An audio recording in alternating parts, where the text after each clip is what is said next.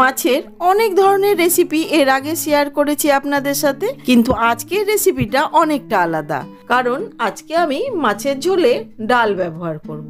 আসুন দেখে নিই। এখানে কয়েক পিস রুই মাছ নিয়ে তার উপরে দিয়ে দিচ্ছি লবণ, হলুদ, অল্প একটু তেল দিয়ে খুব ভালো করে মেখে নিচ্ছি। এদিকে কড়াইতে সর্ষের তেল গরম করে নিয়েছি, এর মধ্যে এবার মাছের পিসগুলো একে একে দিয়ে দিচ্ছি। একদিকটা ভাজা হয়ে গেলে অপর দিকটা উল্টে দিচ্ছি। এইভাবে উল্টে পাল্টে বেশ লাল লাল করে মাছগুলিকে ভেজে তুলে নিচ্ছি। সেম কড়াইতে দিয়ে দিচ্ছি একটা পেঁয়াজ কুচি, একটা কাঁচা লঙ্কা কুচি, 2 কোয়া রসুন কুচি দিয়ে খুব ভালো করে ভেজে নিচ্ছি। এইবার দিয়ে দিচ্ছি আদা রসুন কাঁচা লঙ্কার পেস্ট, সেটাকেও খানিকক্ষণ কষিয়ে নিচ্ছি।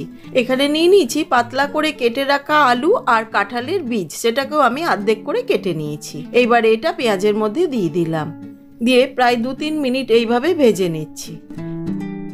এইখানে নিয়ে নিয়েছি হাফ কাপ মুসুরির ডাল, সেটাকে ভালো করে ধুয়ে একটু সময় জলে ভিজিয়ে রেখে জল ছেঁকে নিয়েছি। এবার ডালটাকেও আরও 2-3 মিনিট এইভাবে ভেজে নিচ্ছি। এইবার দিয়ে দিচ্ছি প্রয়োজন মতন লবণ, হলুদ, ধনে গুঁড়ো, জিরে গুঁড়ো, কাশ্মীরি রেড চিলি পাউডার আর দিয়ে দিচ্ছি অল্প একটু গরম জল দিয়ে খানিকক্ষণ এইভাবে কষিয়ে নিচ্ছি, যাতে করে মশলাটা তলে না ধরে যায়। খানিকক্ষণ কষিয়ে নিয়ে দিয়ে দিচ্ছি প্রয়োজন মতন গরম জল, আর তার সাথে দিয়ে দিচ্ছি কয়েকটা পটল আমি আগের থেকে ভেজে রেখেছিলাম, সেটা সম্পূর্ণই অপশনাল। দিয়ে দিলাম কয়েকটা গোটা কাঁচা লঙ্কা, দিয়ে 10 মিনিটের জন্য ঢাকা দিয়ে দিলাম। হয়ে গেছে, ঢাকাটা খুলে নিয়ে আগের থেকে ভেজে রাখা মাছগুলি দিয়ে দিচ্ছি, আর দিয়ে দিচ্ছি অল্প একটু চিনি। এবার এর ওপরে ছড়িয়ে দিচ্ছি ভাজা জিরে গুঁড়ো, এতে করে না খুব সুন্দর একটা ফ্লেভার আসে।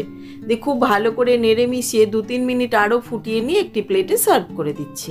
আমার প্রত্যেকটা রান্না আমার মেয়েই টেস্ট করে। আজকের এই রেসিপিটা ও টেস্ট করে বলল আজ অবধি খাওয়া সব মাছের রেসিপির মধ্যে এটা সব থেকে আলাদা আর প্রচণ্ড টেস্টি।